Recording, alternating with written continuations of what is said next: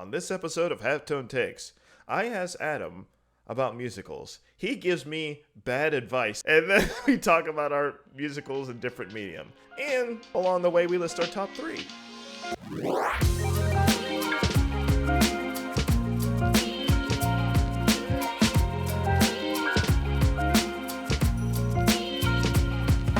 Welcome to Halftone Takes, high contrast conversations where we zoom out to see the bigger picture. I am one of your co-hosts. I am Corey Revis, aka DJ Seabreeze, and I got with me my other co-host. I'm the other half, Adam Bucheri, aka DJ Meow Meows. Okay. What are we up to today? Okay. Good start. Good start. Well, today, I got a question for you, man. As we've been friends for so long, I met this dude, quick backstory, I met this dude first day of my college experience. We were freshman roommates. And randomly assigned freshman roommates. Yeah, I had no idea. Coming to you from good old Scranton Hall and Edinburgh University, the most dog shit and they were that dorms bad. I've ever seen in my life.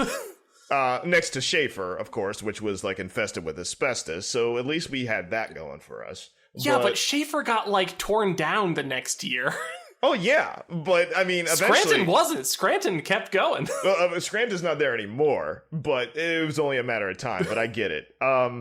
Yeah, but anyway, yeah, we first day, I met this guy, and he wasn't even there for half the time. I saw him for like 2 seconds, and he's like, "Okay, I'll be back," and I'm like, "Okay, all right, that's cool. That's cool, man." Who knew that this would turn out to be a lifelong, great friend relationship? We could say best friends because like we hung out all the time. We were in the same like major. We were an animation major. So we talked about animation, we talked about movies, and we had completely different like viewpoints on a lot of stuff, but still we managed to quote unquote make it work. And very much so. Yeah. So, and now staying up late playing Metal Gear Solid 3 or frame by framing through the Goofy movie. We had good times. Yeah, it was a great time. And you know, one day we decided within our like being our time growing up and having more experience and whatnot, we're like, you know what? We should probably record all of our rants and weirdness. And our different perspectives on things because, you know, we grew up. We had a lot of extreme takes back then because we were bright-eyed and bushy-tailed. Yeah. And now that things have definitely changed in our world and where we live and how we live and our lifestyles and stuff, we're like, you know what? We're still interested in this stuff, but maybe we need to, you know, learn more about, you know, what we think of. Especially when it comes to like in the media, like video games, animation, film, TV, all this kind of crazy stuff that's going on right now. And everybody has their own hot takes. Well, you know what? And then, you know, a lot of people don't like to necessarily put their foot forward and say, you know what? I would like to listen to what that guy over there has to say. What does that black guy has to say about, you know, Lord of the Rings of Power. Do we want to go there? No, not yet. Not this episode, maybe. But similar reasons. Because this guy, I'll tell you, he made me watch the extended version of Lord of the Rings. Oh, you better believe it. He made me binge it. Because I've only seen like 1 or 2. I think the first 2 when I was in college. Mm-hmm. And I was like, okay. But he's like, nah, bro, you gotta see this. It's good. And I'm like, where are all the black people? And I didn't say that. But I was like, I watched it now, anyway. In hindsight, I am like, where are all the black people? And I was like, yeah, they're all hiding because why would any black person deal with any of this shit? Totally. And but like anyway. we're being, facetious here, but like yeah, like we totally have different lenses and different perspectives on these common media things. And we're also different people than we were in college. And even though we've stayed in touch this whole time and we would have, our monthly 2-hour phone call where we'd be talking stuff, us formalizing this and kind of giving it some more structure, I think is going to, just be another step on our journey to us like understanding each other better and, ultimately like appreciating ourselves. This podcast is an expression of our friendship. And how much I like talking to you. Yeah, I 100% agree. And I also think, or I hope, that this will extend beyond us too and see that, you know what, maybe I have been thinking about some certain things wrong, or not necessarily wrong, but differently. And, we can enjoy a lot of things together as, different people. Like, different people can, from different backgrounds and whatnot, can enjoy, I don't know, the same thing. Like, just because a certain type of media is made for one person doesn't mean other people can't enjoy it just as much. Regardless of target audience, everyone exactly can enjoy a piece of media and see different things, see different perspectives and see different angles and get something out of messages that are within the media. Because, I think that to get something out of the way that's going to be relevant throughout this entire show is that, I'm definitely one of those people who believes that all art is political, whether it's intended to or not. And the fact that there aren't any black people in The Lord of the Rings does say something, and it's probably worth talking about and exploring, Mm-hmm. And through our different lenses. And also coming out and, Adam saying that definitely puts a thing on the idea of just because there aren't any doesn't mean I automatically hate The Lord of the Rings either. Like the old Peter Jackson stuff either. I enjoy them immensely. I am not a giant like Rings nerd. I don't know. I read The Hobbit. I didn't even read any of the Lord of the Rings books. I love The Hobbit. Yeah. But I'll tell you what, I enjoyed them anyway, even though like the first black person I actually legitimately saw in like the forefront was from the Hobbit's movies, and I'm pretty sure it was from the second Hobbit movie, where I was like, when they were in like the town where the dragon was attacking, and I was like, whoa, that's new. I see you. Hey, they snuck on set. Let's go. We're here. They snuck on set, but they ain't got me yet. Let's go. And I was like, okay. And I mean, I enjoyed that. That was, I mean, it wasn't a huge major part, but I liked it. And that counts. Yeah. That counts for a lot of things. But anyway, enough of the Lord of the Rings talks. That's for another episode, probably. Oh, for sure. What we're getting at today is, I'm going to ask Adam some things, because back in the day, I knew Adam was and is a huge theater nerd. So that's correct. It's true. He actually did theater. I didn't see anything.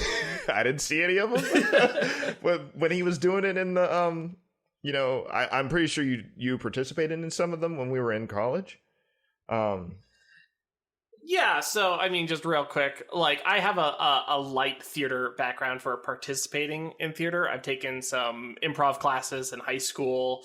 I've been in, like, 3 or 4 productions, including, one musical, one Shakespeare, and something else I don't even remember. Oh, I remember it was Sleepy Hollow. It was fucking whatever. Anyways. Was that the one where everybody kept calling you, like, Narf? Or no, not Narf. Yeah, Narv was my character in that, and that became a nickname for like 3 years in college. But the point is that, like, I haven't done a ton of theater. Like, I've been involved. I'm not sure if I fully identify as a theater kid. I mean, you don't wear a beret, so that counts. but I do love theater. Like I love watching theater. I like attending it. I love musicals specifically. I have a real problem where when there's a new show that I find and fall in love with, I'll go and watch like 12 different versions of it. Oh wow, I didn't know that. Because it's really interesting for me to see like the different like takes on the same source material, see how different actors say the same lines, or you know the way that the sets change. Like, so yeah, I'm not Brian David Gilbert, but I am a fan of theater. Like I do love musicals. I love shows. Yeah. So that's my background. As quickly as possible. And that's cool. That's really cool. It is cool.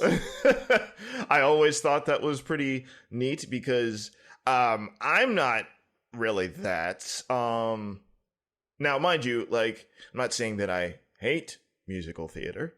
I do like theater. I just I'm very particular. My younger brother, he's a theater guy. He's the one that is like he went to school for singing and all this kind of stuff like that. He's very good.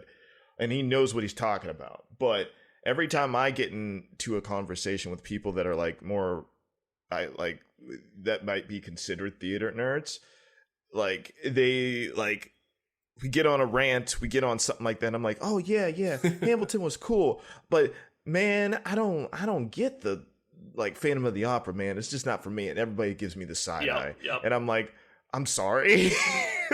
Please don't hurt me. Please don't stab me with like your like your little subtle knives.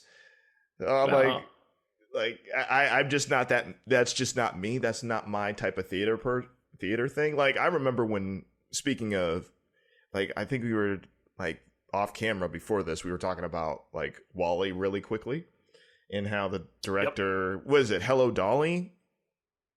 Yeah, Hello Dolly is used throughout that movie. I was like, I knew what Hello Dolly was, but I've never seen it.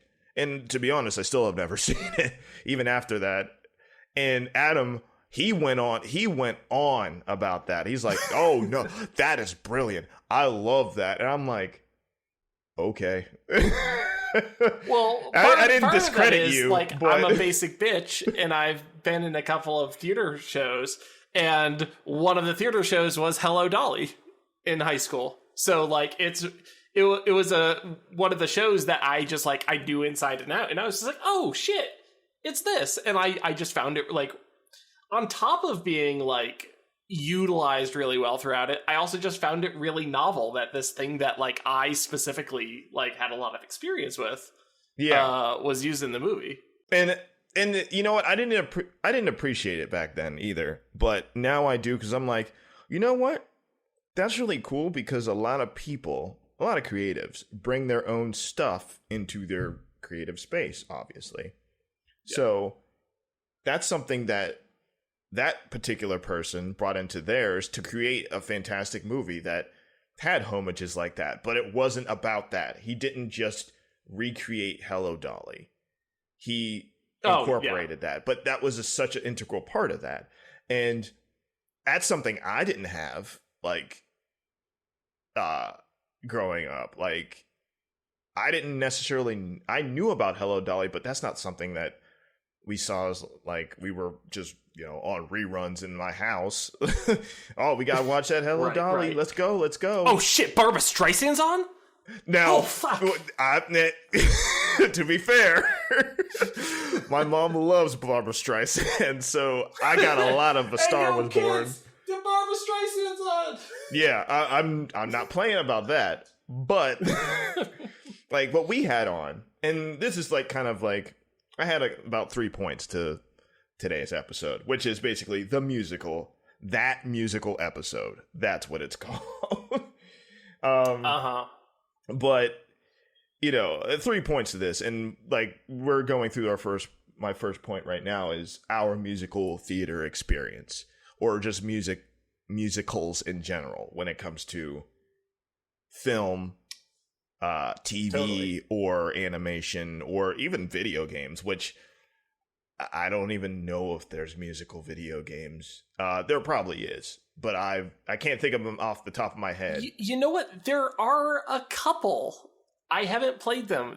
They seem real weird. I'm vaguely interested in them, but I can think of 2 off the top of my head that like do exist. So. Oh, okay. Well, keep that in your pocket. We'll get to that later.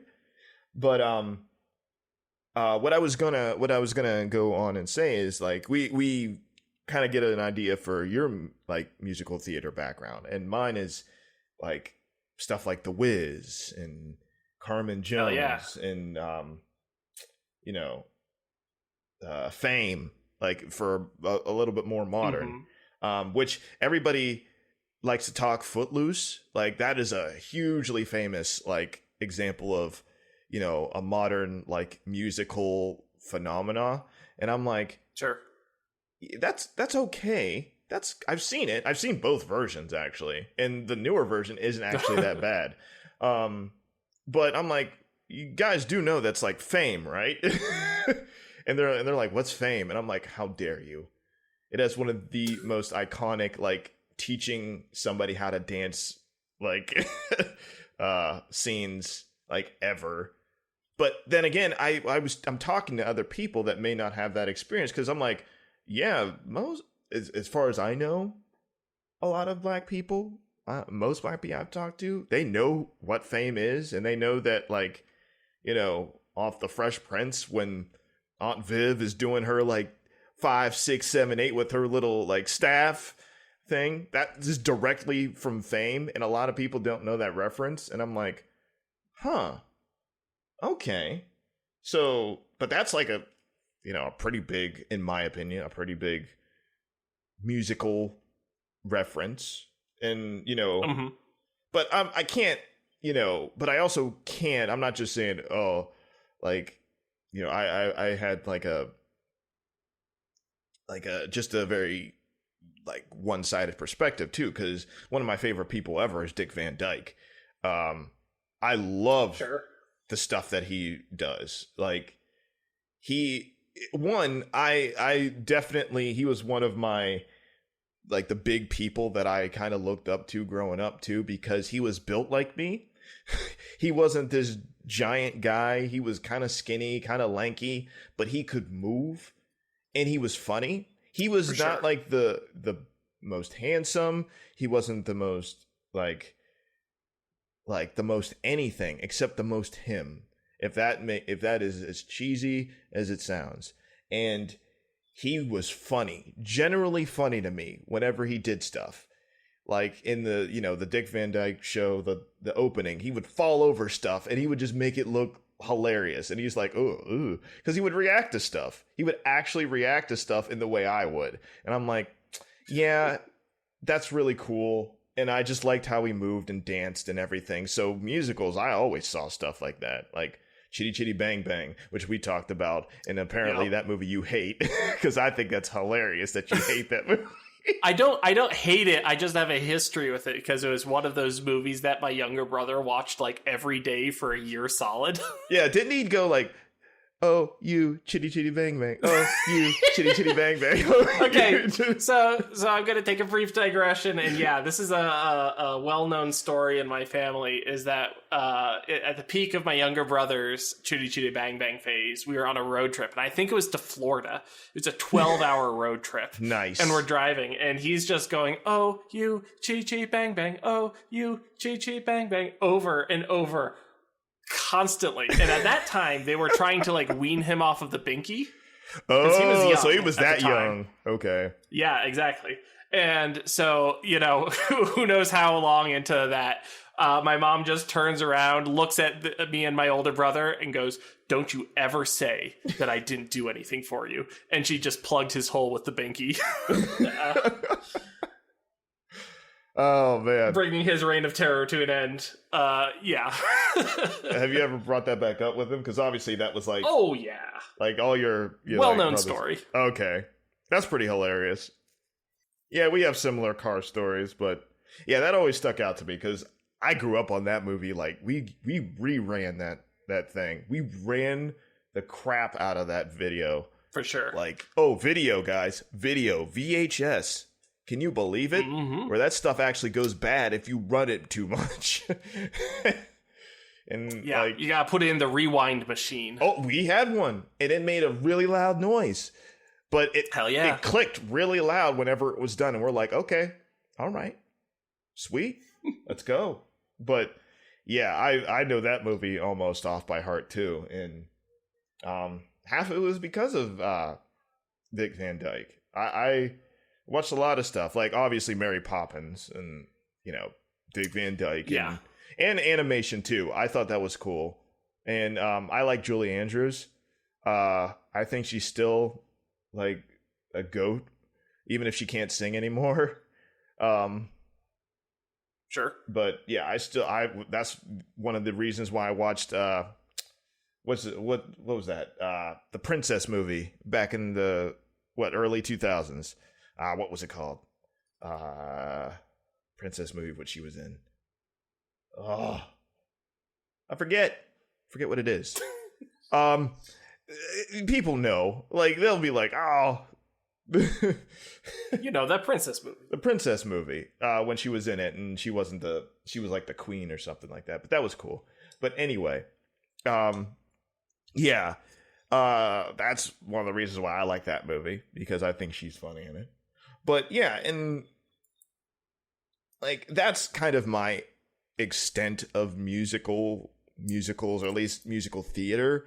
Of course, like every Disney movie, or 90% of Disney movies are musicals. 90% of animated stuff is musicals.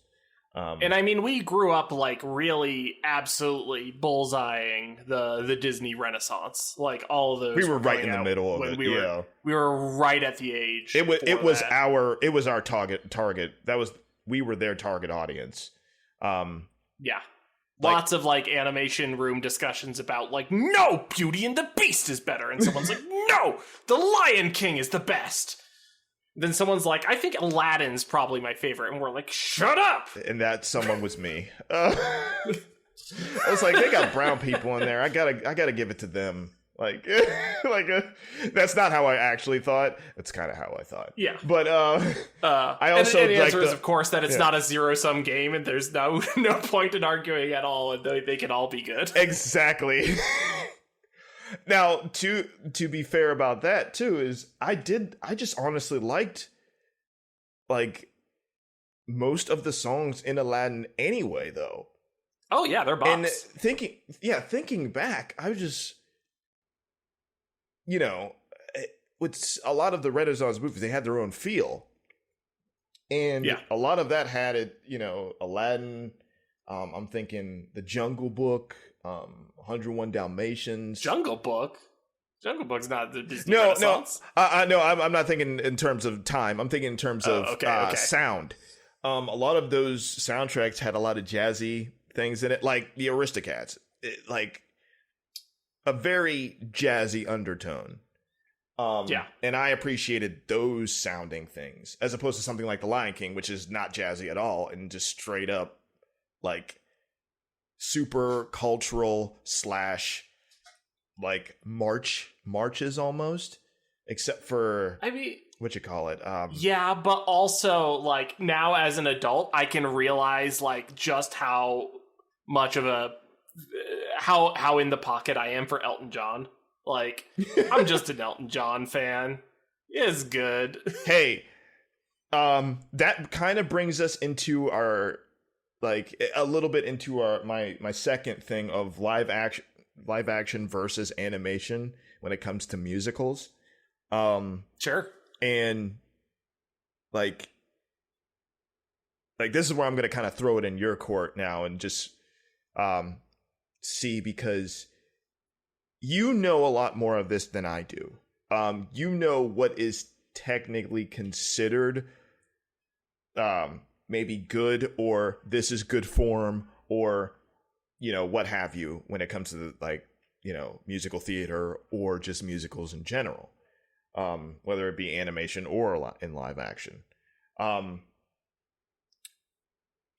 So what do you think is probably, first of all, what would you be necessarily looking for? What are you drawn to in terms of musicals first? And second, like you could pick either or both of what do you think is a great example of good musicals in either live action or animation or both. Like it's not necessarily, It doesn't have to necessarily be like one versus the other. Although, for an example, like, would you say that, certain early Disney Renaissance songs, like big opus songs that everybody knows, are better than something like, what's that movie that Steven Spielberg just did? West Side Story? West Side Story, which I actually love. I've seen that movie. I have not seen the new one. I want to. I've seen the new one and the old one, and they're more or less the same thing. But I like a lot of those songs too, and I like the fact. Now, mind you, it does have some action in it because it's some straight up gang stuff. But I'm like, all right. But I guess I like the songs a little bit more. But anyway, yeah, something like that where it's like, okay, how does this stack up between each other? In other words, are remakes of musicals more, or something like if they made a musical in an animated form, would that take away from the musical experience, or is it not necessarily about that? It's about the music itself. So yeah. I think, okay, so this is a big question. So I'm going to start off by saying that, like, I think that there are different types of this, and I'm going to kind of broaden it to like the umbrella term of the show tune, which includes, musical numbers that might just be standalone in something like a television show, or a musical is comprised of a number of show tunes.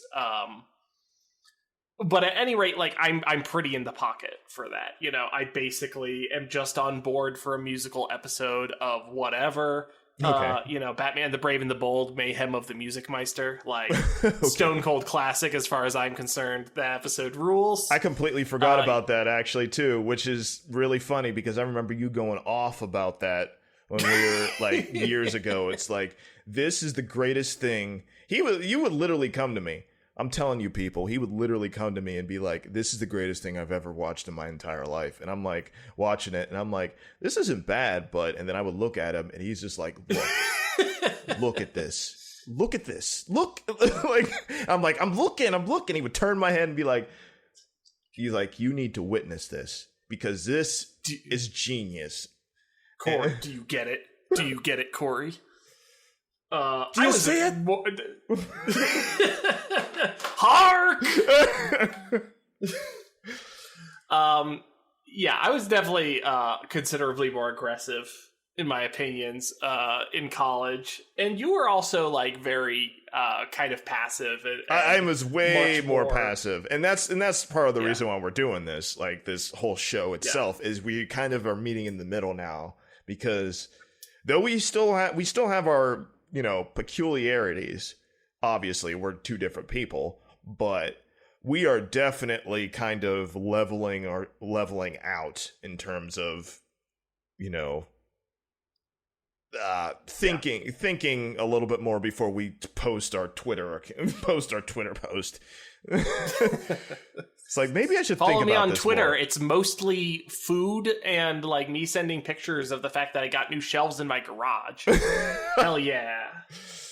Okay, follow me on Twitter because I haven't posted since like 2015. So you posted one time in 2015. It's very funny to me. I need to start posting again because I follow people on there, and very specific people, and then I use it just for like meme farming basically. And reaction pics, because people still post that and I think it's funny. So, but I need to start posting more, because since we're doing this, and I'm like, maybe I should actually say stuff. Not a lot of stuff, but some stuff. But anyway, keep going. Yeah. I'm sorry I took away from your Batman. Batman sent me on a raft.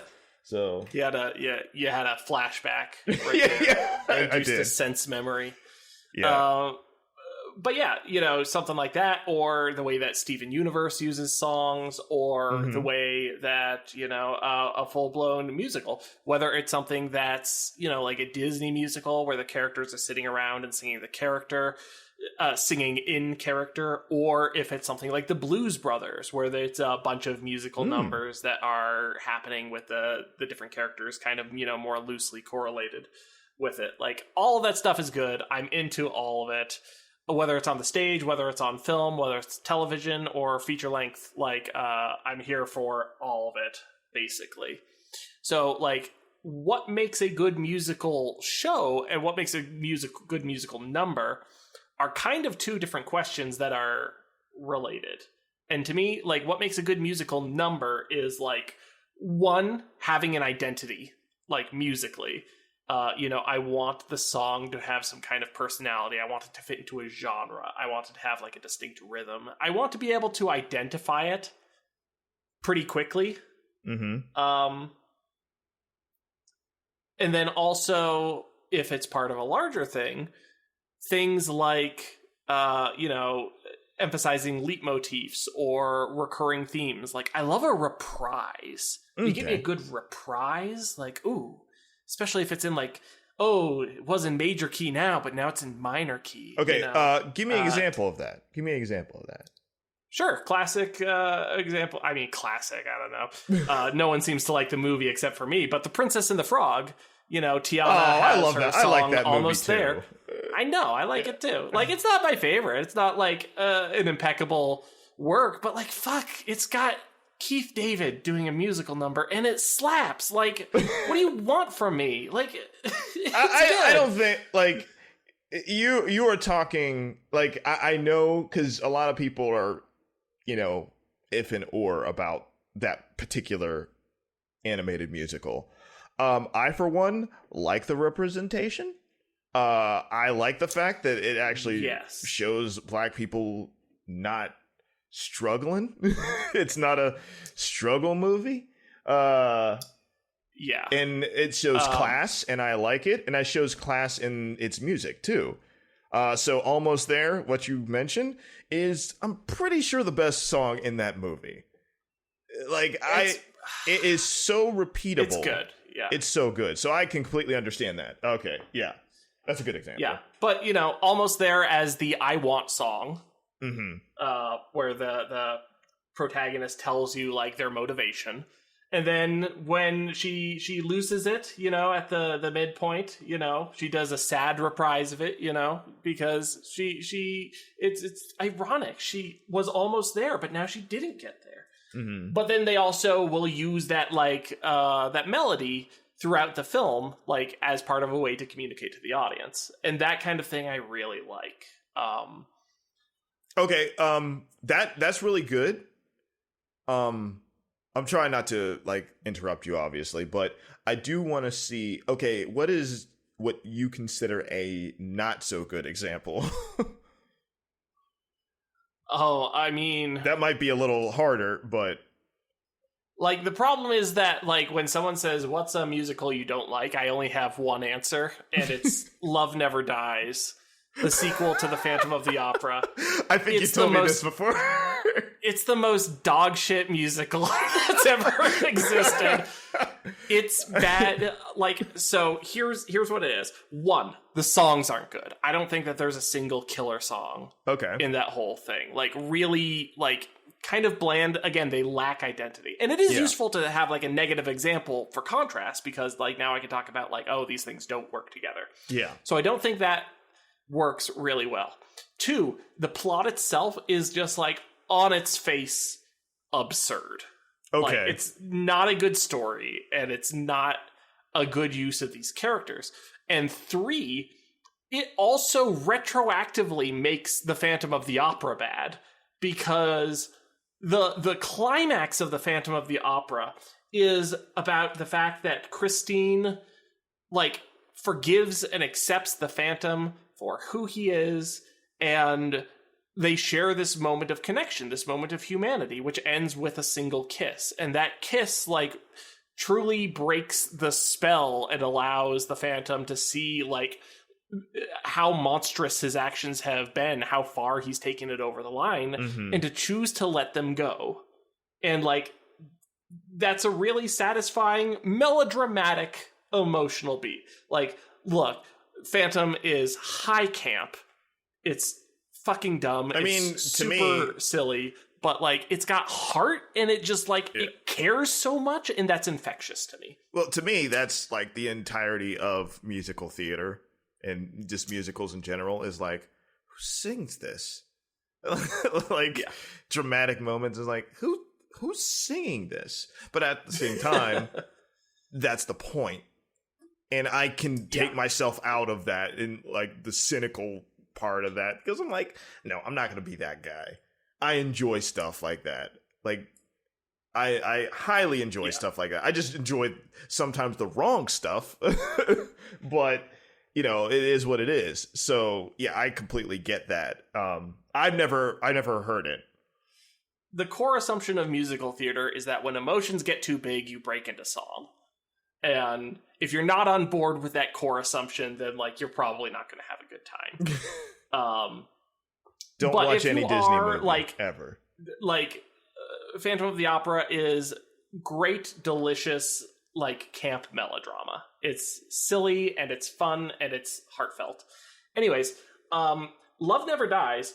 So that was the how the Phantom of the Opera ends, which most people I think are going to know. They're going to be at least tangentially familiar with it.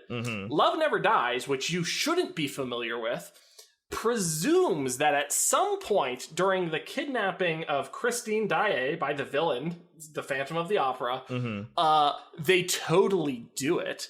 And then Christine has his secret child, and then they go to Coney Island, where the Phantom has relocated, because not only did he survive the end of the Phantom of the Opera, he went to Coney Island to become a goofy stage magician, and then they all bump into each other, coincidentally, and the fact that this child is secretly the Phantom's secret child is like, and like, what a fucking bad look that is. Like, it totally subverts the emotional core of the first film. The fact that like the Phantom like just survives and then just goes on to do the same shtick elsewhere just means he hasn't fucking learned anything. It unwrites his character arc. Like, it's appalling. And then it just gets worse. Like, the plotting of it is on its face absurd. Wait. Okay, maybe I'm an idiot, but where does the Phantom of the Opera take place? Paris? What? Then why are they going to Coney Island? Coney Island? Vacation or something? Coney Island? That's what I was thinking. Coney Island? It's real weird. Do we want to get mugged? But I guess it's different in the olden days, but yeah, so that just fails on every level. Like, it's absurd. Its plot doesn't make any sense. The way it uses its character, the way it unwrites the lessons of the first, the original stage show, and then also just the songs are bad. Like, all of this would be so much more tolerable if the songs were good, but they're not. Huh. I might have to just watch that somewhere. I'll get a hold of it, something, just to see. Because I was like, I knew, well, you're just talking to somebody who doesn't really like the first Phantom of the Opera, but I know that it's good. That's the thing. Like, people, serious theater people, I have one of my friends, she actually went to school for this nonsense. And she was like, nah, it's really good. My brother says the same thing. Oh, it's really good. I know some of the songs. Like the "Is here the Phantom of the Opera?" I know that stuff. Like, I know it. I just don't necessarily, I'm not into it. Because they would sing it all the time when we were kids and we lived at home and stuff. But, you know, I get that it's good. That is considered good. It's just not my thing. And I was like, okay, so let me see something that's actually Phantom of the Opera stuff, but it's actually bad. that would probably give me a little bit more of an idea of, I'm like, okay, maybe I should see this. Maybe I'll see the Phantom of the Opera in a different light now. Sure. And it is fun to try to revisit media, like explicitly looking at it through a different lens. Yeah. You know, talk about like your perspective. Like one of the things that I've been thinking about a lot is we've both, I've introduced you to one of my new favorite YouTubers, CJ the X, who goes on these extremely energetic. That kid is crazy. Extremely energetic rants about art and the nature of truth, and just like the passion just oozes from it. I love seeing their work. Yeah. But one of the things that they said, the turn of phrase that like wormed its way into its brain was like, is it good or did you just like it? And also like the implied inverse of that, which is, was it bad or did you just not like it? And I think those are really fascinating, like big art questions to ask. Because who can say why we prefer the things that we prefer? Who can say why we feel the way that we feel about things? But we can, you know, bring those perspectives to art and media criticism while also trying to recognize, you know, kind of larger abstract virtues. Maybe not objective virtues, but things just, you know, that are bigger than the simple fact of whether or not we liked it, whether or not we were entertained by it, whether or not you know, we have these like kind of simple lenses, and can we look at things like, you know, what is it? There's the art criticism school of thought, which is like a piece of art should be evaluated by these three criteria. 1, what is it trying to achieve? 2, does it achieve it? And 3, was that thing worth achieving? And yeah. You know, I don't think we can ever reach objective truth, and I don't think that we should try, but we can look at it through these different lenses. Well, I think it definitely helps to do that, because subconsciously, in my opinion anyway, we do that anyway, and that helps cultivate, you know, followings and, you know, people cult classics and stuff like that.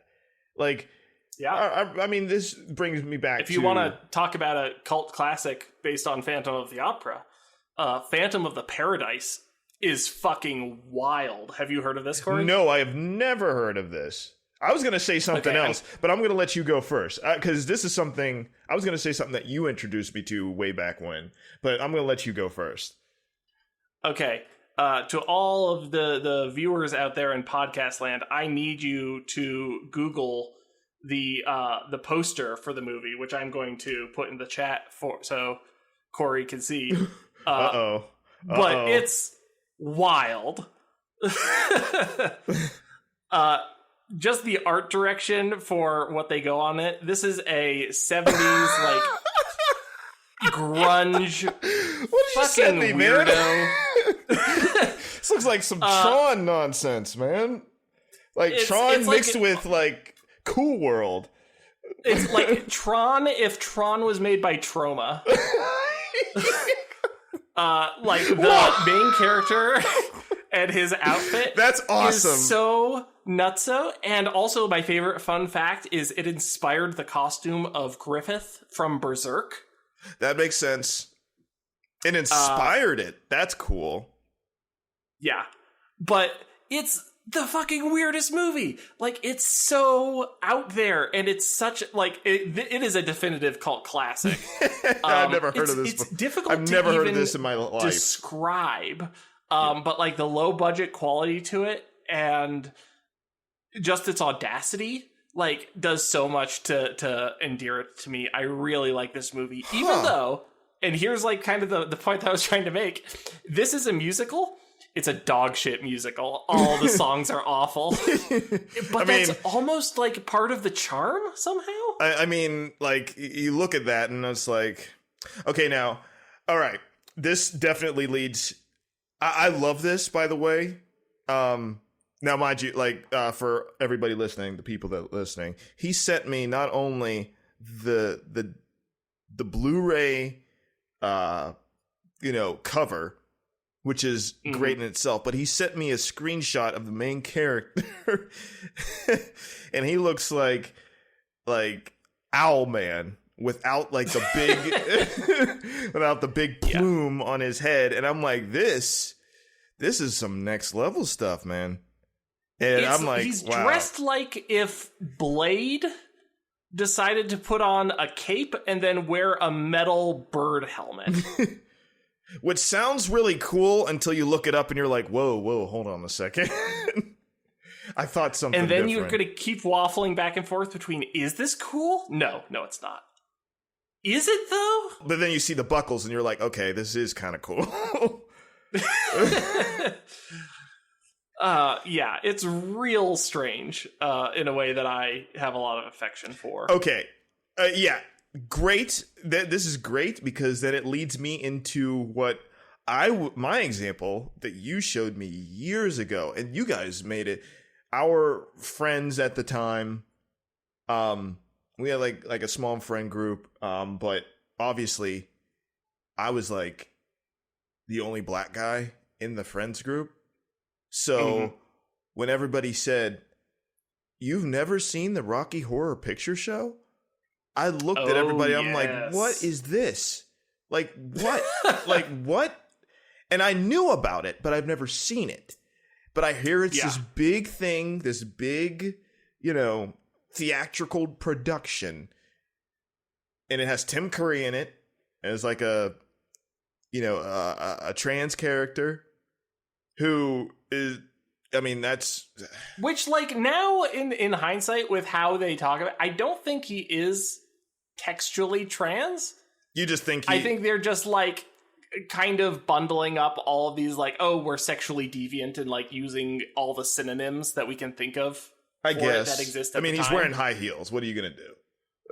He's extremely, femme presenting. Yeah. He's got the corset, he's got the heels, and he's amazing. It's he pulls it off 100%. Did you know that that's his first film role? I've heard this somewhere. Yes, I did know that, but I forget where I've heard that. Like, what an entrance. Man, let's give a hand clap for Tim Curry. Like, thank God he's still alive. Like, if he could, I would just have him just do everything, because he still kills it. And like, I was watching like a couple days ago, I just stumbled on like the YouTube hole, and I found like a whole bunch of Command and Conquer scenes of him, and I was like, this is the greatest thing ever. This is so funny. Like, it's still so funny. I'm like, oh man, Tim Curry, who is also a musical icon because he sings very well, in my opinion. Yeah. But I remember you guys showing me that, and this is my honest opinion. And like I said, like, this is just me coming from my perspective. I know there's a lot of black people that are like, oh man, I'd watch that. It's good. I grew up on, I'm like, that's great. 'Cause here's the thing. I enjoyed it, but not for the music, because I thought the music was lame. And I recently kind of rewatched scenes and music of it, and I have a deeper appreciation for the film and the musical itself, but I still don't like the music. I still don't think the music is that good. But the performances and the just the craziness that goes with it, I think is the funniest thing I've seen in a long time. And I'm like, no wonder this is a cult classic. It's so fun. Like, all of that stuff put together probably makes it, like, fantastic for many, many people. That the tradition is still a thing, like every October and whatnot. Yeah. But I, like, personally just go in for not the music, but the situation, the acting, Tim Curry, that whole scene of them just looking at each other, saying their names, still cracks me up. And it's the simplest, stupid thing. But I was like, yeah, it's so funny. And I was like, okay, so, but going back to the experience of watching that, Adam and like all of our other friends are doing all the dances to it, like then do the dance to the time warp again. And meanwhile, I'm just watching. We did do the time warp again. Yeah, and meanwhile, I'm just sitting there like just looking back and forth, like, what do I do? What do I looked do? At it. What do I do? Yeah, pulls out his cell phone, brings up a text message, and just types "white people." Am I right? But no, I mean, I get it. It is definitely a cultural thing, but it is still enjoyable, and that's what that's what I was like trying to like, and that's one of the points that I was trying to make is it's still very enjoyable, and it crosses like you step over that line where it's like, it's still very evergreen in a way where it's like, this is for everybody. Yeah. This is for everybody because it's just silly on all accounts. But that's what makes it so good for everyone is it's silly on all accounts. And I'm like, yeah, I'm still into this. This is still funny. Mind you, like I said, like doing the dances and stuff, like I get why that's enjoyable, but I'm like, I don't know, like if these dances are cool for me. It's just kind of silly. Yeah, they're super not. It is something like the Macarena where I'm like, do I really like doing this, or would I rather do something like the Electric Slide, which I would compare to something like the Wiz, where I remember when you were exposed to the Wiz, also back in college and whatnot, and you're like, nah, man, this shit slaps. You looked at me and you're like, yeah, this is cool, and I'm like, yeah, I was pretty quickly on board with it. Yeah, you were ready. You were ready. You were like, no, I want to do all of this. Like I remember when we like for like maybe a week we would quote like the for anybody who hasn't seen The Wiz, by the way, like people out there. You should. It's weird. Yeah, it was a commercial flop, but now it's considered a cult classic. It is the black, for all intents and purposes, the black version of The Wizard of Oz. It has stars with Michael Jackson, absolute ludicrous all-star cast. Oh yeah, Michael Jackson, Diana Ross, who is fantastic as Dorothy, and who does the lion? My dad loves the guy who does the lion. Hold on a second. Is it Richard Pryor? No, he's the Wiz. He's actually the wizard. Oh, okay. Yeah, Richard. Yeah, that is another thing. The Wiz is the Richard Pryor, and that is by itself fantastic. But hold on a second. Yeah, Ted Ross was Ted Ross. Lion. Yeah, Ted Ross. Mabel King, Nipsey Russell, who is fantastic as the Tin Man. Lena Horne. That's who I was thinking of. Lena Horne as the Good Witch of the South, which they did that on purpose. Good Witch of the South. Yeah, but and the music I think is fantastic and everything like that. The dance numbers are fantastic. I mean, you're talking to somebody who's like, I'm the oldest of three, so we were watching this when the Emerald City scene that we would constantly quote for like a week. Maybe my favorite. Yeah, it's a lot of people's favorites, and it showcases the musical talent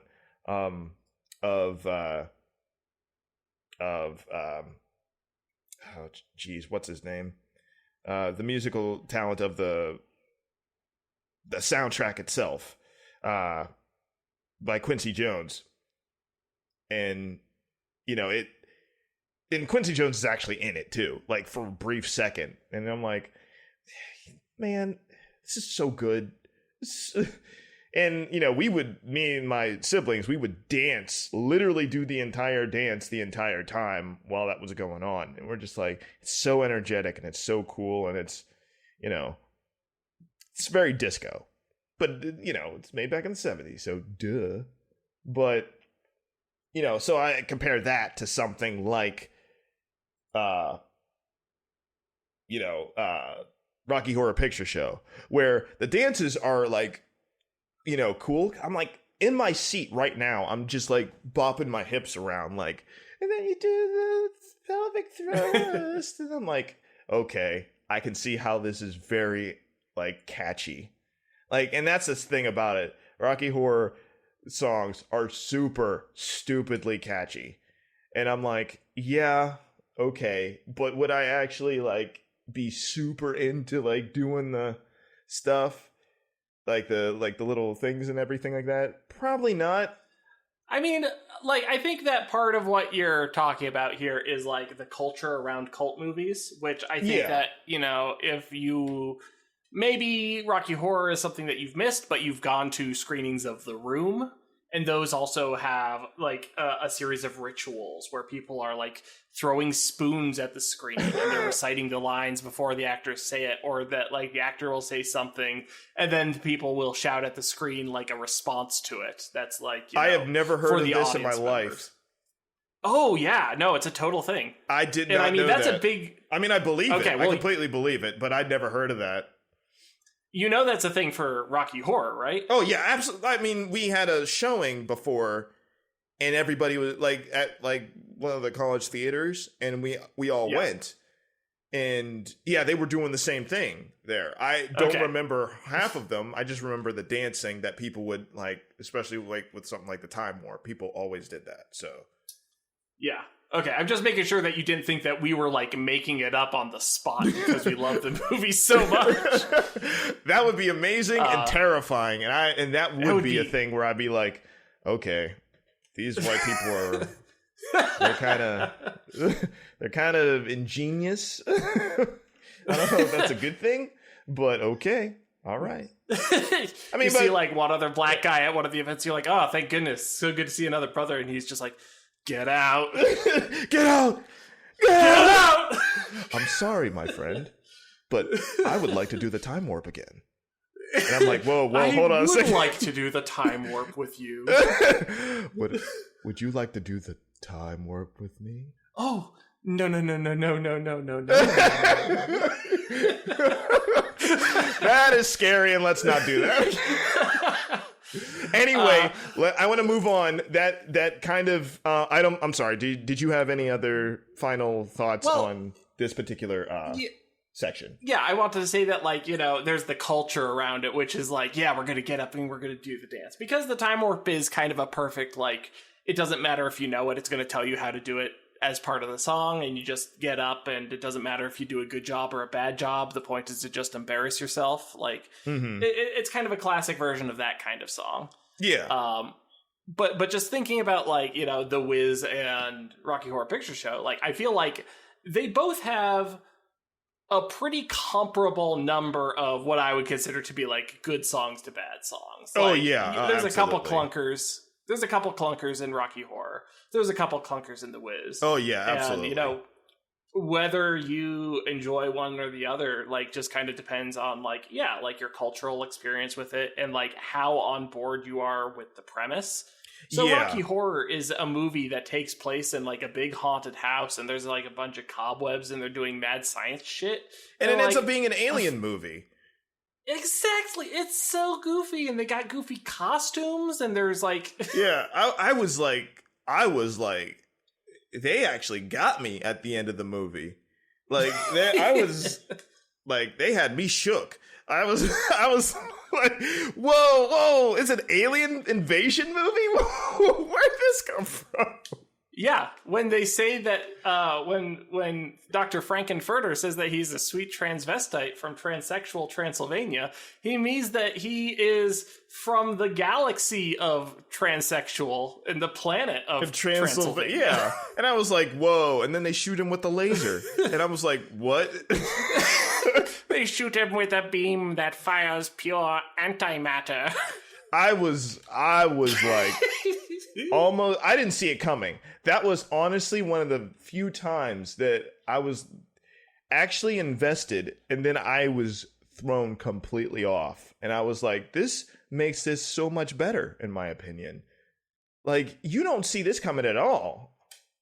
A running theory that I have with bad movies in general is that, like, a big part of their virtue and why they're well loved is because so many of us are so genre savvy that we, like, can anticipate plot beats before they happen.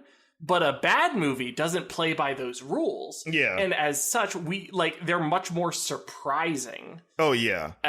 And that is, I think, a big part of the fun for a lot of audience members is just being like, oh, we're doing this now. Oh, we're doing this now, huh? All right. All right. Okay. But, I mean, that's cool. Okay.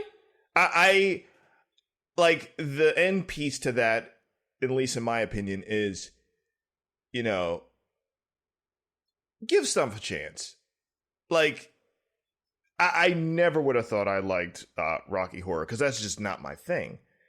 Or at least I didn't think so until I watched it. And while the music isn't exactly, like, on point for me, just the experience is. Like, you get a contact high almost off of it. And I'm like, okay, this is funny. Okay, that's a good way to put it. Yeah, and I think a lot of people might realize that when they enjoy things. Like, I had a conversation real quick. I had like a conversation with one of my other friends, and he is indeed one of the quote unquote whitest guys ever. He is one of my best friends ever. We've been best friends since like 6th grade, but he is like stereotypically that way. But I love him. It's really impressive that I can confirm that he is somehow whiter than me. You know what I'm talking about? Oh, we're talking about Doug for sure. Yes. I love him. I love this man. He is my brother. But yeah, he is like that. And I was talking to him at some point about like the Friday movies. Like, yes. Like the first one. And that is a cultural thing for like most black people. Like, I can speak only for my community, but it's a cultural thing. Everybody loves Friday. Everybody can quote different things of Friday. Everybody, like my wife Autumn, who is who is white, loves Friday. She loves it. Oh yeah, it's so funny. But that's definitely a cultural thing. However, I do think that everybody can get something out of that, because the premise itself isn't exactly, it may be star like basically mostly black, all black characters. But the idea of you losing your job and just not having anything to do and just hanging with like one of your friends who you don't even want to be there half the time, and just being like, it's just a day in the life. It's like one day. It's just one day. Yeah. And it's a very slice of life. Yeah, exactly. That is movie. And I think a lot of people can, especially nowadays, can relate to, oh man, it's Friday. Now what? Like, come on, man. And it's just, and I think that is really, I think a lot of people might enjoy that a lot more. Now, obviously, there is like cultural context out the wazoo in that movie, but just the initial premise might get you interested and might create a conversation with some of the black people that you know. It's like, have you ever seen this movie? I recently watched Friday. Excuse me, sir, black man. I recently watched Friday, and I thought it was very well done and very great. And I would like to hear your cultural perspective on the seminal black film Friday. And I would love to hear that conversation of how that would go down. But I will say that I'm really a purist, and yet another Friday I think is one of the lesser works within the oeuvre of Another Friday? Oh, you mean Friday? What's the third one? Oh, see, the Friday that's how after you know. next. That's how you know he never watched any of the other ones. He only watched the first one. You don't say another Friday. It's Friday, next Friday, and the Friday after next. And then it goes into Sunday, and then it It's fucking crazy how many sequels they made, because Friday the 13th is like totally fucking different. Yeah. And it's funny because are there any black people in that movie, Friday the 13th? Oh, in the first one? I don't think so. Look, if he does, don't think so. Then he sucks and he dies instantly. So it's almost. I mean, what is it? The 70s? Of course. Yeah. Yeah. But at the same time, and that is a trope thing that we're gonna have to get into in another episode. Why are there black people even in these situations in the first place? I'm telling you, it's the same thing that I said when I watched Midsommar. Great movie. Why are you here, man? Chidi, you gotta leave. And he goes snooping around, and I'm like, oh, he's dead. This is why we needed the films of Jordan Peele to have absolutely black people in horror situations, and they look and they go, nope. Nope. Nope. Yeah. Have you seen Nope yet? No, I have not yet. I need to see it. There's one point that is like a perfect horror moment where he just looks at a situation and goes, nope, and then leaves. Exactly. Thank you. Jordan Peele understands. Of course he does. I mean, I knew this from the first movie that Jordan Peele did. But that's another episode. I think that your original point of like comparing like Black Friday, Jesus. Comparing Friday to Rocky Horror is actually like surprisingly insightful, though, because I think both of those movies would really suffer if you were just like, hey, I'm going to show you a movie with no context. We're going to sit down in a empty movie theater and we're going to watch this in silence.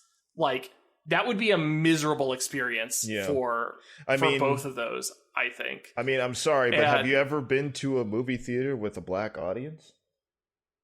It's wild. Well, I'm dead. I'm asking you, like, straight up.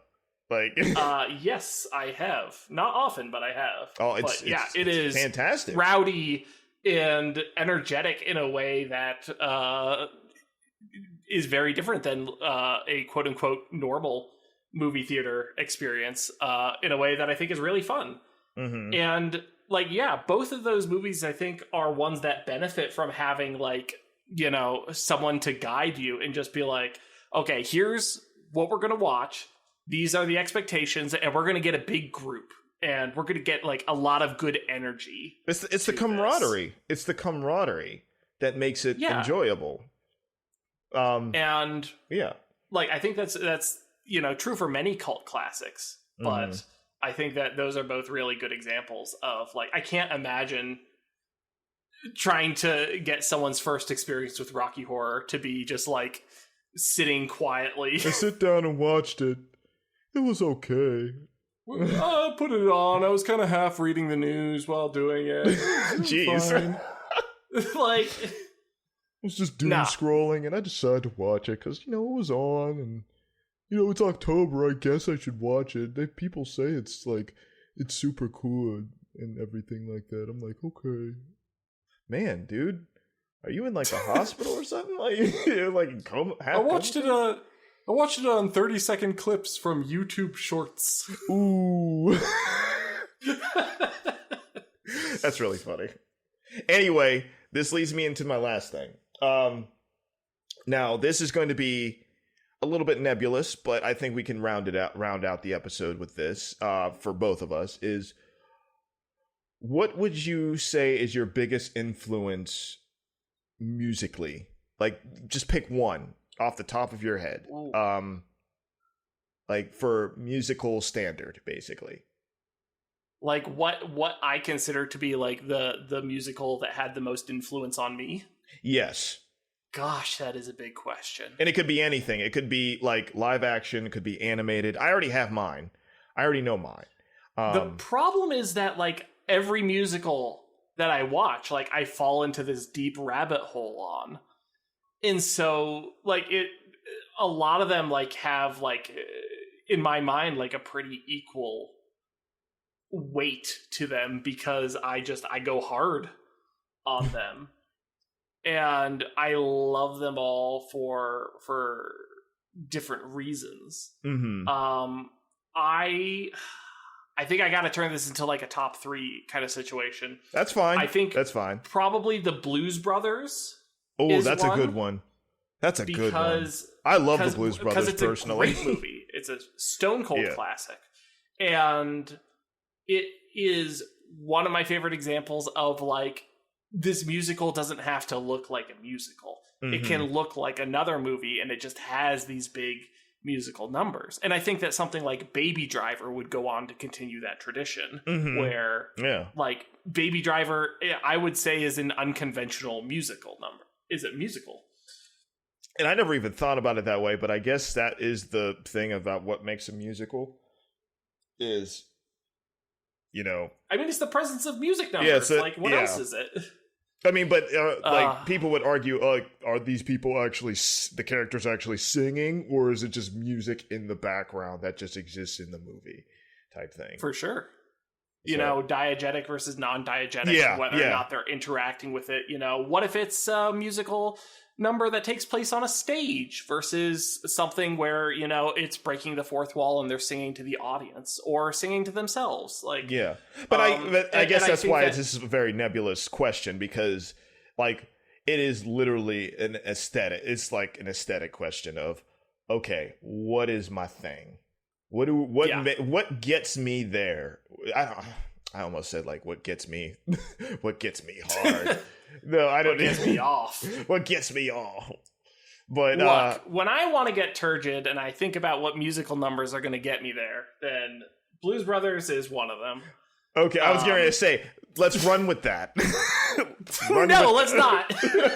Run with that. Bit over. Yeah, so Blues Brothers, I think, is a great example of like an unconventional musical. Mm-hmm. I got to give one to my childhood and like those initial musicals that got me into it. So I got to give it to one of the Disney musicals, and I think it's going to be The Lion King. Not because it is my current favorite one, but because that was the one that I like allowed myself to love.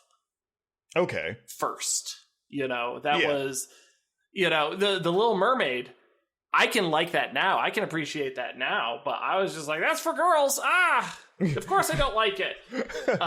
You know, I wasn't able to appreciate. Exactly. And like, you know, all caught up in stupid gender norms and like, media for girls being unfairly demonized. I thought the same thing about Beauty and the Beast for the longest time.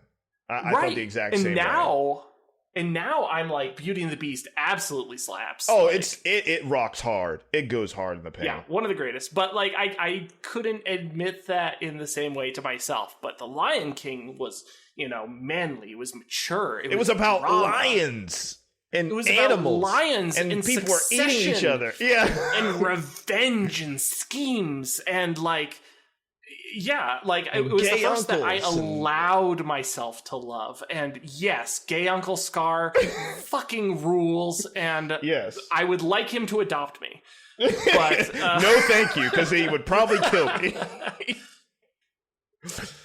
I'm the king. I can do whatever I want. I can do whatever I want. If you have the king Mufasa, I'm 10 times the king's Mufasa. Sorry, go ahead. I like this. Like, I like that every single... Like, we're going to come back to this a lot, but, like, there are, like, things that I love for, like, the words that they say, the words on the page, but so much of, like, the things that get into my head are, like, line deliveries. Those get stuck in my brain exactly the same way that a catchy song will get stuck in my brain. That is definitely me, too. That's definitely me, too. I can empathize with that, basically, because that happens with me a lot. I love line delivery. I love song delivery. If somebody else sang it, it doesn't sound the same, or said it doesn't sound the same. Yeah, and just like everything about Jeremy Irons' performance as Scar, like, is permanently like etched onto the surface of my brain. Mm-hmm. Love it. And then, like, for the third, which I'm going to give, again, not because it's my favorite, but this was the first one that I, like, took the deep dive into, where I was watching various versions of it and seeing different interpretations and seeing like the evolution of it. But Sweeney Todd. Really? Yeah. Well, now, you know what? Now that I can think about that, I can definitely see that, because I remember you back in the day, obviously, like, you loved it when it came out and everything, but I know your tastes have evolved, so I didn't know if you stuck with it. But I still like Sweeney Todd a lot. Okay. It's still one of the best horror musicals, of which there are very few. Mm-hmm. And I basically love all of them except for Repo the Genetic Opera. It's not very good. That's another cult classic, but I can't get behind that one. That one's too tough of a pill to swallow. It's all right. Not due to like content. It's just like, it just feels incomplete. It literally, if you watch the movie version of it, it literally has like exposition scenes awkwardly cut into it because I know. I've seen the musical. Doesn't tell the story. I've seen the movie that's very version. Frustrating. Yeah, I've seen the movie version. I was like, I completely get what you're saying. So yeah. All right.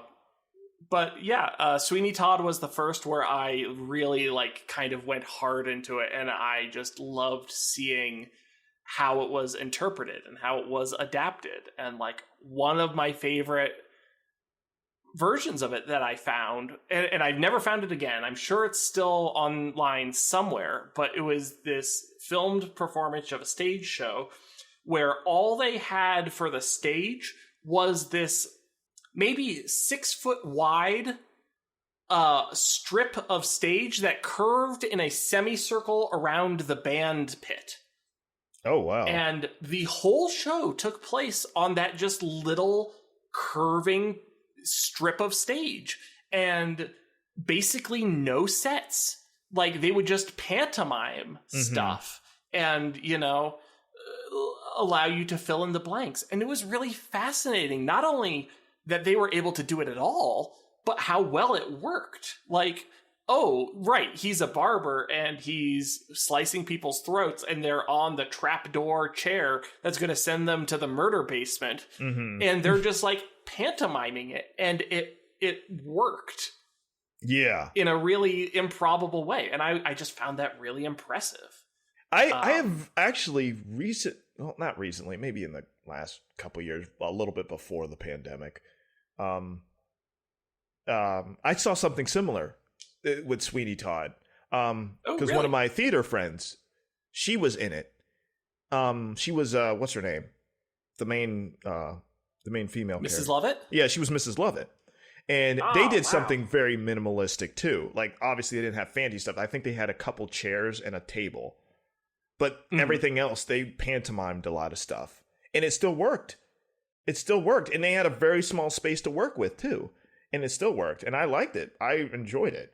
So that I like that somebody kind of did something similar. And I wasn't just the only one that was crazy. And I was like, this is still very enjoyable and still cool. That somebody similarly did that just in another sense. And everything like that. And I'm like, okay, cool. Yeah. All right. You know, I think it's kind of true across a variety of different mediums, but watching people make the most out of like strict artistic limitations is always like cool and interesting and fun. Like part of it is just watching like craftspeople be good at what they do. Yeah. But also limitations breed creativity in a way that, I don't know, like I just always enjoy watching it. I mean, just even if it's like something that wouldn't normally be for me, like I can recognize like the craft and skill that's required to like do anything with these strict limitations. Yeah, I appreciate that. Just kind of generally. That's cool. That is really cool, man. That's really fascinating. Because I didn't know if you still like that, but I mean, like when it comes to Sweeney Todd, anything. But yeah, those three things are really cool, which actually inspires me to make my own three. I might as well give my own three. My last word is that as far as like, oh, do you still like it? Sweeney Todd still holds up. Jekyll and Hyde the musical does not. That musical's a sloppy bitch. Oh, like it's got some fun parts, but like overall, I don't know about this one. Yeah. I could see that. I could definitely see that. My three that I actually wrote down. Actually, I have three. I have a film, a TV show, and an animated thing. The film is, I guess, unconventional, a musical, but it's something, because that's what I was thinking of before. I'm like, I still really enjoy this movie. Scott Pilgrim versus the World. I really enjoy that as not only a film, but a musical, because there's a lot of music that they interact with in that movie in all different types of ways. Like when you said something like Baby Driver, I was like, that's the same director, I'm pretty sure. So I'm like, yeah, that's really cool. And I like it. I like the music in that movie too. So yeah, that is a big... And I'll leave it to the pedants to whether or not they want to gerrymander, if Scott Pilgrim is actually a musical or not. But it's got like 5 solid musical numbers, and the way that it uses music and like cuts and edits to the rhythms of it, Baby Driver takes it a step further, but I think that a lot of that DNA is there, from the beginning of Edgar Wright's career. Like, he really cares about that kind of stuff. And I think that Scott Pilgrim and the way that it uses music is awesome. So I can totally support that. I just think of the very first encounter that Scott has, like with the first like X, and he literally does a stage like dance number. He's like, Pilgrim, and he's dancing around, and then everybody else, I just love the fact that everybody is looking around like, is this guy serious? It's like so fourth wall breaking. I mean, that's the entire movie, but at the same time, they do it so effectively, and it's not actually cheesy in a way that I really enjoy. And I'm like, I think that we could both agree that musical number is SL Ick. Did you not get my email? Did he not get my email? But I like that. For my TV show thing, I don't know if you've ever remember watching this particular animated TV show, or if you even know, but Class of 3000. I am unfamiliar with the Class of 3000. Yeah, it's basically it's I love Andre 3000. He is one of my all-time favorite musical artists ever. Mm-hmm. And that's his show, and it's basically about him being a band teacher in Georgia and Atlanta, and he's teaching all these kids, and it has one of the best soundtracks that I've ever heard. And coming from a show, like, because you were talking about Steven Universe and how a lot of people love that soundtrack, and it's very good, especially considering it has Estelle. She's great. But Class of 3000 just hits for me. It hits for me. I'm like, I've always loved that soundtrack. And just the music in that, it's like it's a show about music, so I always like that. I'm like skimming through a trailer right now, and this show looks really cool. Doing really interesting things with the backgrounds. It is so surrealistic, and it that's all style. Like it's dripping, literally dripping with style, and I highly appreciate. It was gone too soon. It got canceled too soon, in my opinion. But that show was dripping with style and just rubber bandiness and everything like that, and just like actually making music videos at the end of each episode about the music that they learned about and stuff like that. And they're all really fun. They're all really cool, and they're all really in the cultural aspect of Georgia. Like I just loved that characterization and stuff like that, and I was like, see, you don't hear a lot of this kind of music, especially when it comes to like city stuff. Like, I mean, Hey Arnold is one of my all-time favorite shows, but it's when people think of animated stuff or music and city stuff, it's a lot of lo-fi, and I'm like, that's cool, but there's a lot more music that, like, urban wise, like, is a lot more varied and stuff like that. And I'm like, yeah, I really enjoyed that show. And I think it's very musically. I think it's one of the most musically diverse things that it's had a big influence on me personally. But the last thing I want to briefly touch on is, I think you know about this because I had you watching it years ago when we were in college. Cats Don't Dance. Wow, not what I would have guessed. Yeah, that is one of my all-time favorite, not only films, and completely underrated in my opinion. Agreed. But I love every song in that movie. I love every single song in that movie. It is so good. All of them are. And I can't say that a lot of stuff at all. Like even movies that I love. Even, Disney films and animated stuff and everything that I love. I'm like, not all these songs are good. Every song in that movie. There's a lot of musicals that only have one or two like really standout numbers. Yeah. So yeah, it's impressive if you can get that. Yeah. And I every song in that one I love. Every song like is a bop. And I'm like, okay. And it just the idea of not only are the songs good, but they all incorporate certain dance numbers and stuff. And except for like maybe one. And I was like, this is brilliant. Not only technically, because you've seen that movie when I showed. It looks incredible. It is ridiculous. The amount of, and this is what WB used to do. WB used to be on that real shit. and they weren't playing around back then. And they used to show their stuff like exceptionally well. Like, and that is literally some of the best dancing animation I've ever seen in my life. It's so creative. It's so, bombastic, but at the same time, exactly what's happening. It's staged well and everything like that. And I'm like, they wanted to capture old Hollywood, but in a new light, and they did it not perfectly, but they did it like so well done to me, in my opinion.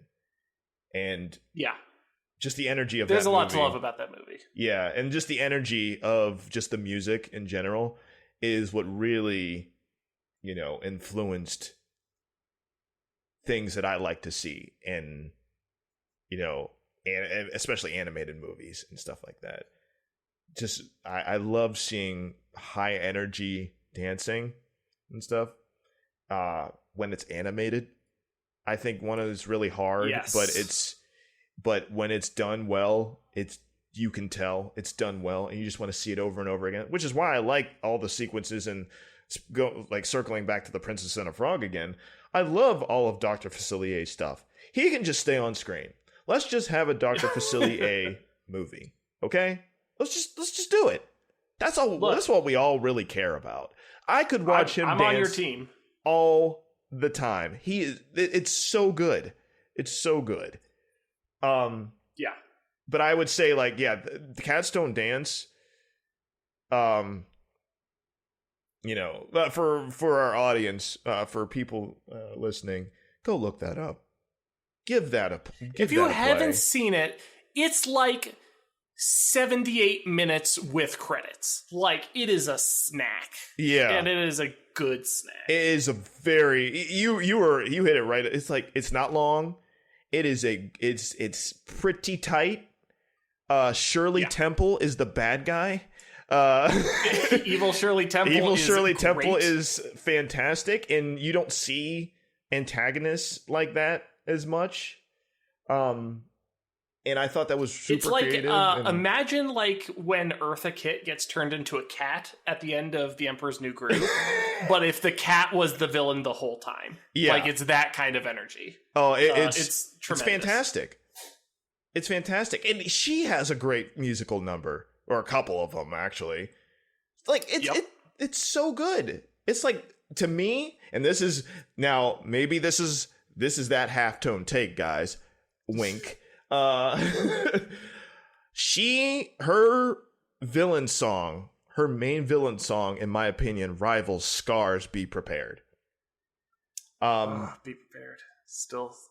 Yeah, I know that's a huge take, but because I like that song too, but her Big and Loud, that song, because that's her main quote unquote villain song. It rivals that in my opinion. It is so crazy, but it's so good. It's delivered so well. We were talking about like how, I don't think anybody else can like hear this. I mean, sing this and it have the same impact. And I totally 100% believe that. And her character is just crazy anyway. But I love all the characters in that movie. Yeah. I will throw, like, Big and Loud is not a song that I think about when I think of like all-time villain songs, but it really does deserve to be there. Like, that is such a good yeah. Just a good musical number, and it reveals so much about like character, and it just has so much personality. Oh yeah. Yeah. Now I will say I am shocked that the Goofy movie was not your animated pick. I was trying to stay away from that because that is its own episode, which I like. It sure is. Hey, y'all, people, if you want that episode to come out sooner rather than later, email us at at halftonetakes at gmail.com. Email us that and say, we want Goofy movie. We want to hear how I know that movie off by heart, and I'm not kidding. I know every line, not kidding. Every song. I can quote it from front to back. And that's scary. But if we're talking about terrible, like all-time great animated dance numbers, like Eye to Eye, Powerline, oh my god, Powerline, holy shit! Don't forget Powerline. Yeah. That is definitely a big thing. But I feel I wanted to kind of step away from that because that's easy bait. Yeah. And I would go on for another hour, and we are basically at that. We are at that point right now. We've been running the clock long enough. Yeah, it's time to wind down, listeners, and take it home. Time to wind down with another track. Ooh. That was like if Lance Reddick was ASMRing like my radio experience. Guardians. I can't do Lance Reddick though. I would love to. I would love to just become Lance Reddick when I get older. Like if you hear this, Lance Reddick, can you Lance just Reddick, send me... if you can hear this, please adopt us. No, don't adopt us. I want you to send me. I want you to send me a piece of your skin or DNA so I can clone you, so I can insert into my genetic code, your genetic code, make a splice, so when I have a kid, it turns out to be Lance Reddick, and I can name him what I want to name him, but it ends up turning into you anyway, and then I can say, you know what? You are now the legacy. Your name is not Lance Reddick anymore. Your name is Lance Revis. Okay? Your name is Lance This is much Revis. less creepy. It better not be. I'm over here asking him to become my dad, and you're over here asking him to become your son. like a white boy should. Your classic white boy, okay? Classic white boy. Always asking Lance Reddick to be their dad. The caucasity of this bitch. Okay. And on that note, and that's where we're gonna wind down. Okay. This has been Halftone Takes, dude. Do you want to go out first? Yeah, I'll wrap it up. So, as was mentioned before, if you have any questions, comments, or suggestions for a topic that you want to hear us talk about, feel free to send us an email at halftonetakes@gmail.com. If you want to follow me specifically, I have been Adam Bucheri. I'm an animator and game designer. You can follow me on Twitter at Adam Bucheri, and you can also find my tabletop games at boocherry.itch.io. That is boo like ghost, cherry like fruit. Corey, where can the nice people out there find you? And I've been Corey Revis. I'm an illustrator and comic creator. You can find my webcomic on Webtoons under the name Dawn of Time, and on Twitter at The Eker, and on Instagram at Earther1. That is EARTHUR_1. Awesome. Until next time, do we have a sign off? Do we want to do a sign off? I wrote something dumb in the show notes, but we don't have to do that. Okay. And until next time, nanomachine, son. Stupid. It's so stupid. But that's been in my head. Allow that.